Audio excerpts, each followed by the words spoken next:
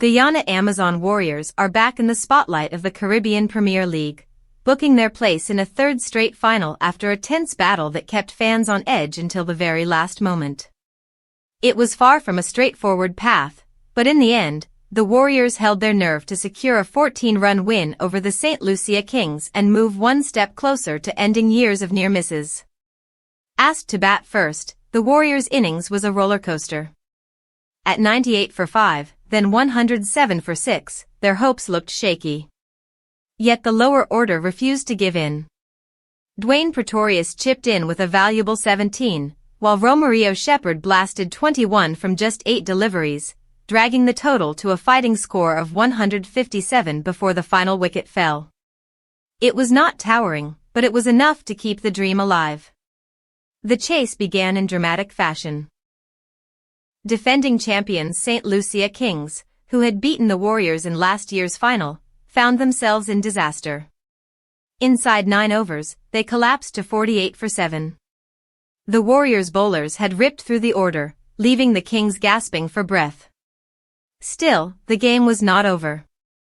Khary Pierre began to stitch things together, first with Alzarri Joseph in a stand of 37, then with England's Tymal Mills, adding 32 more.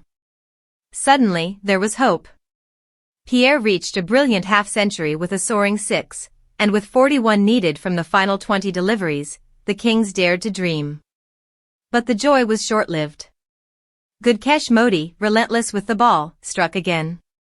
Pierre fell the very next delivery, Motie's 4th victim of the night, and the Kings' momentum slipped away.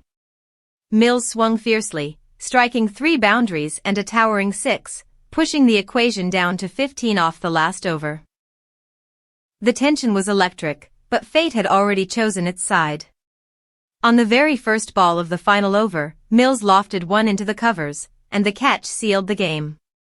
For the Warriors, it was a moment of triumph and relief. After so many heartbreaks, 5 finals lost between 2013 and 2019, plus the runners-up finish just last year, they stand on the brink of glory once again, one victory away from claiming their second title. The Kings, meanwhile, are not finished yet. They will have another chance to fight their way into the final when they face Trinbago Knight Riders in the crucial qualifier. But for now, the night belongs to Guyana, a team that has learned to bend but never break, carrying the dreams of their supporters into yet another grand finale.